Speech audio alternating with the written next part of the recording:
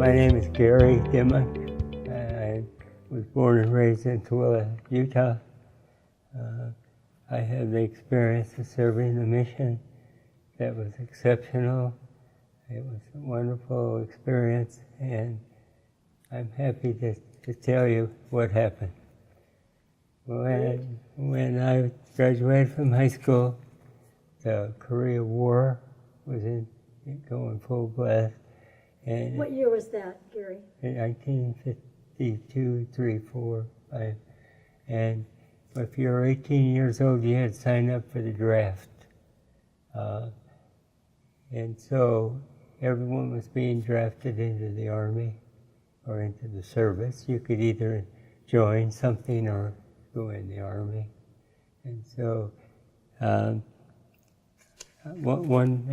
I was working at night and all night, because I live in Tooele. We work out in the desert, so we had to work at night. I came home, I went to sleep. About an hour later, my father came down and woke me up, and he said, "The bishop's here to see you." And I thought, "What?"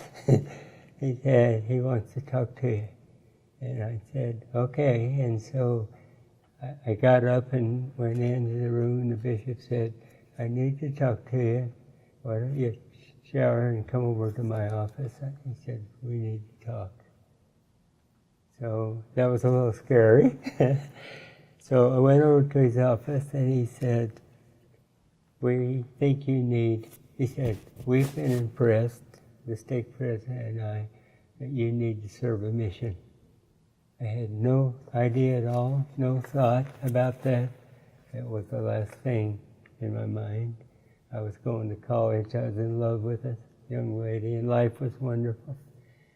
At that time, the church negotiated with someone in the government that they would allow two missionaries to leave to go on the mission. And so was that 2 missionaries for each stake? Only 2 missionaries from each stake. Now we send out 100. But he said, I'm so impressed that you should be one of the ones. And it just kind of blew me away. He said, "I want you to go talk to the stake president." And so I went up, and the stake president was President Alex Dunn, very respected man in our little town. And he said, the bishop and I went over the list of eligible young men in the state, and he said, "We both feel that you should be one of the 2. And I said, I don't want to. I don't want to go. And I said, my mother is very sick, and I'm in school, and everything's wonderful. He said, "You need to go on a mission." So I said, "Okay." And he said, "I promise you that if you go on a mission, your mother will be okay. She will be alive when you get home, and she will feel better every day you're gone." Okay, I liked that part.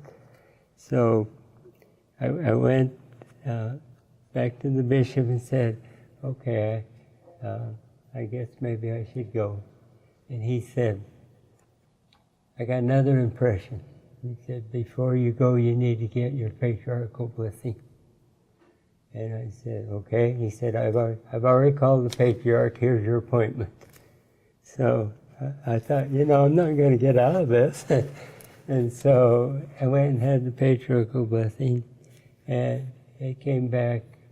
And when I gave it to the bishop, and he read it with me, and he said, the very key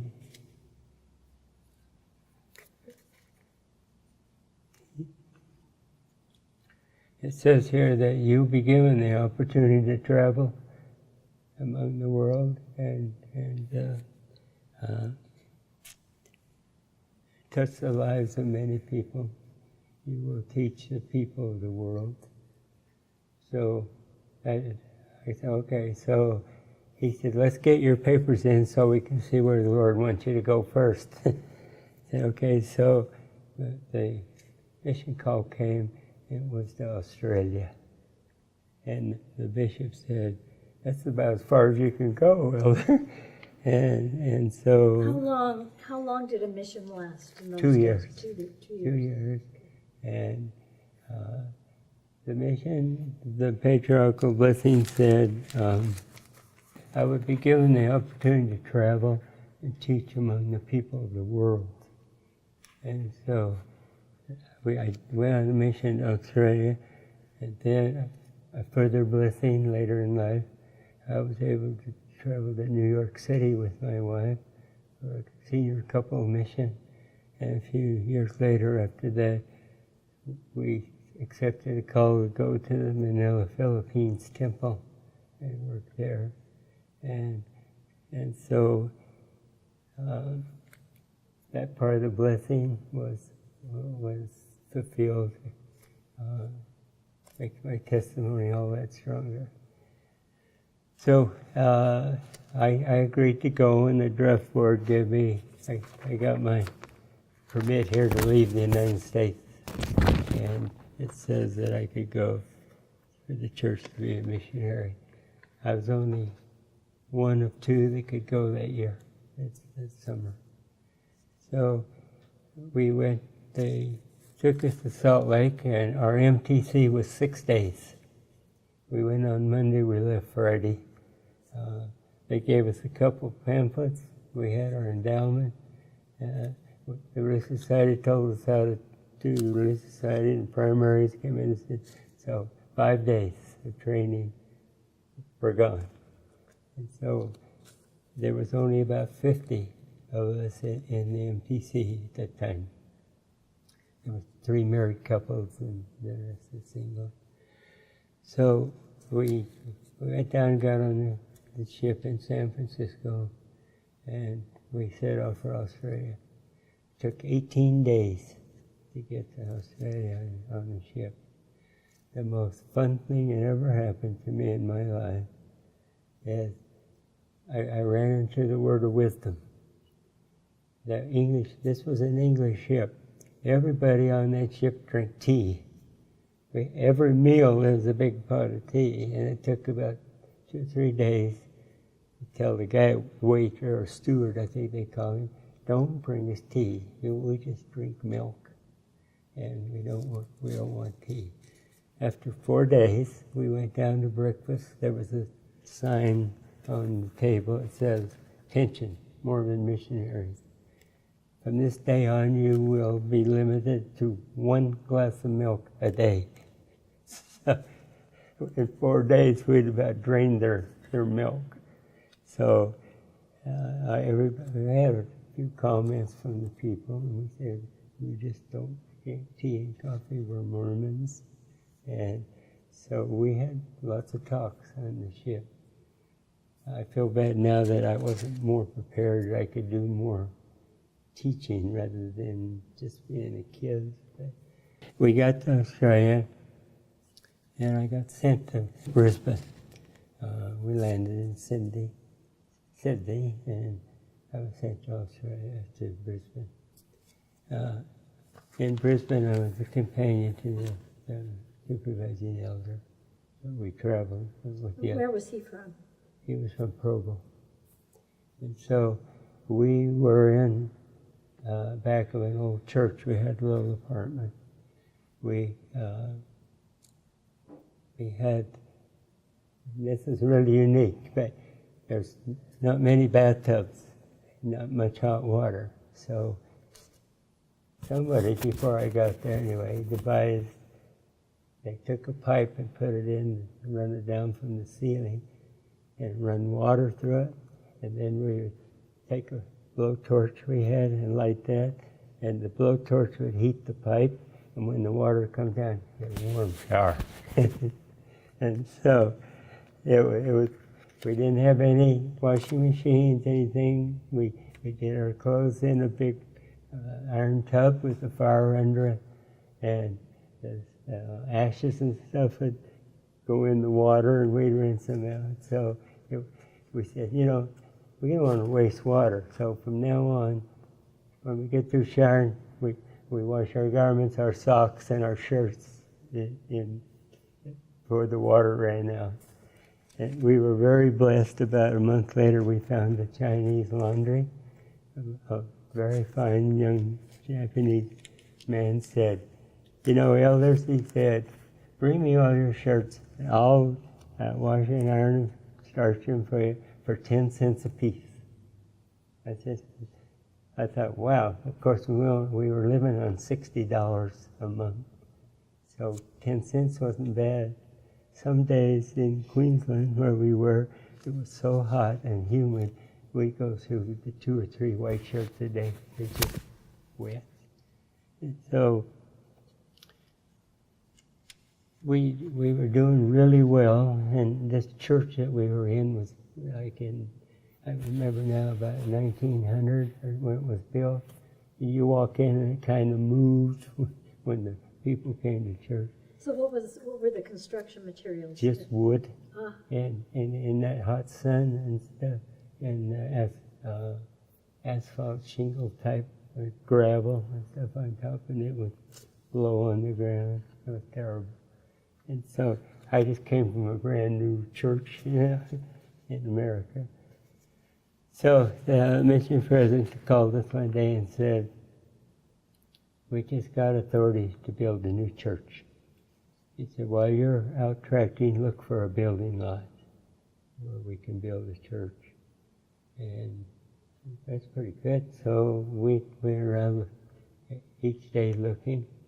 One day, my companion and I started out, and we went to the area where we were working. I had an impression, don't go there today. And we went another direction. And we walked up the hill. It was kind of like the Y down here. It was on the foothills of Brisbane, and it looked down over the city and this beautiful Brisbane River that ran through the city. And he said, well, go up there and see. So we went up there, and as I walked around the corner, I just had like I like to call it electrical shock. I just had this feeling that that's where we should be. We came around the corner, and there was this most beautiful building lot you've ever seen. It was up, and I looked down, and it was over the city, and you could see way far away. And so, being a kid, 18 years old, I ran home, get on the phone. I called the mission president and said, we found the building lot, come and look at it. Let's buy it before somebody does. And he said, Elder, just calm down. He said, I'll be up. So he was in Sydney. So he came up, he looked at the building lot and said, yes, this is a good building lot. He said, we're very fortunate. President Kay is going to come in 2 weeks to visit Australia. Only the second prophet to ever go to Australia. He said, when he comes, we'll bring him up here, and you can show him this lot, and we'll see what he says. Okay, longest 2 weeks of my life. I kept telling the bishop, we need to tell the people we're interested. And he said, you'll be okay, just calm down here. And so President Kay came, and we took him up there, and he looked around the building lot. He walked all the way around it with us, and we went out to the edge, and we looked down over the river, and he stood there. I'm remembering at least 10 or more minutes. I didn't know it then, but I know now. I saw him receive a vision, and after about 10, 15 minutes, he turned around and he said to us, do you have any missionaries? Oh, he says, what's that area over there? And we said, across the river. We said, it's called Chermside. He said, do you have any missionaries over there? We said, no, we don't have anybody to send. At that time, in all of Australia, there was only 400 missionaries. In our area, there was 6. They said, we don't have anybody to send over there. President K stood there and he looked at us. He looked back at the lot and he said, "I want you to send missionaries over there." And there's some discussion exactly what he said. Some people said, he said tomorrow. Other people said he said right away. Some people thought they heard he said as soon as possible. Anyway, he said, "Get somebody over there as soon as you can." Okay, and so then he walked around, and the air was just close and just, I don't know how to explain it. It was just the feeling. Something really special happened there. And I believe today that he had that vision. He said, "There's people over there waiting for the gospel." Okay, so then he walked around the building lot with us again. He came back and it was time to leave. Some of the church people that were there too to see him. So he went over to the car and I opened the door for him and he stepped in the car. He looked at me and he said, "What's your name, Elder?" And I said, "Told him my name," and he said, "The Lord bless you." And he gave me a hug and I got in the car and drove away. And so I said, I was really shook. And he gave me a big hug and he told me the Lord would take care of me in essence. So I went back over to the mission president and I said to the president, what did he say? Can we buy this lot? He said he'd let us know. And I kind of come unglued. I said, "We can't wait. Somebody will buy this lot." He said, "I learned a lesson here." He said, "Elder, if we're supposed to build the church here, a lot will be here. The Lord will make sure that this is the place to build this church." Okay, so I calmed down a little bit. So about 2 weeks later, I get a call from the mission president. He said, "Elder Dymock," he said, "just wanted to call and let you know, President McKay just called me and said we can buy the building lot." Yes. So 2 big things happened here. I was able to go, in a couple, 3 weeks, I was able to go over to Chermside. You have never experienced anything, I don't know, any missionaries that had any more success than myself and my teacher companions. I had the most wonderful, hard-working, dedicated companions you'll ever find. We had so many people. We knock on the door. We have a message from you about the Savior. I said, "Come on in."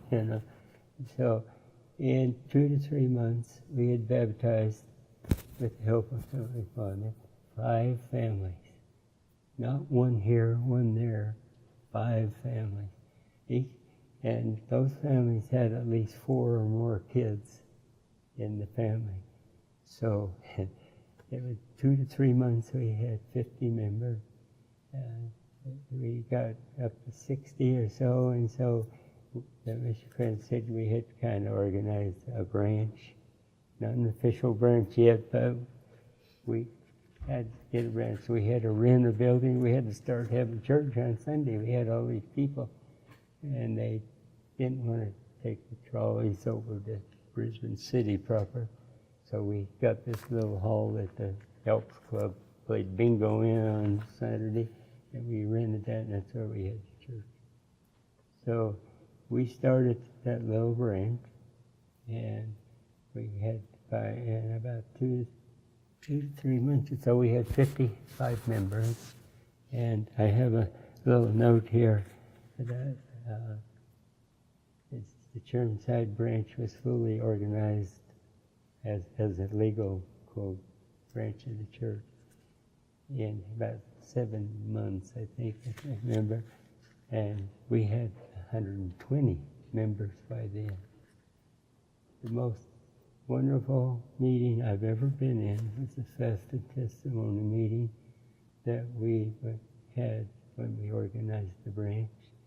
These people, just as fast as one said, they got up and testified that they had been waiting for the gospel, how happy they that we're here. These people were total strangers 2 to 3 months before that. And they got up and told how they loved each other. And it was just incredible. And then I got transferred out to go to work in a mission office. And it's just amazing what happened there. The area just exploded. They ended up at one time, and I don't know if they've combined it with Brisbane now, but it was its own mission. There was so many people. We had to get more missionaries in there. And today, just a short time back here, a few years ago, it was organized and is now my little branch. The Chermside is now the Chermside Second Ward in the Chermside Stake. There are hundreds of people that joined the church, and I believe that President McKay saw those people. The building lot that we found, my companion and I, and President McKay walked around, said we could buy it.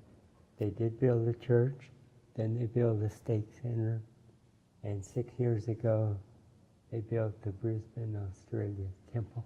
On that same lot? On that lot. Okay. So, do I have a testimony of the gospel? I saw the President Prophet. I think he saw those people. He saw the temple on that ground. It's a beautiful temple. And it sits up on there. It's kind of like the Provo Temple, a little higher. Looks out over the river, Chermside, in the city.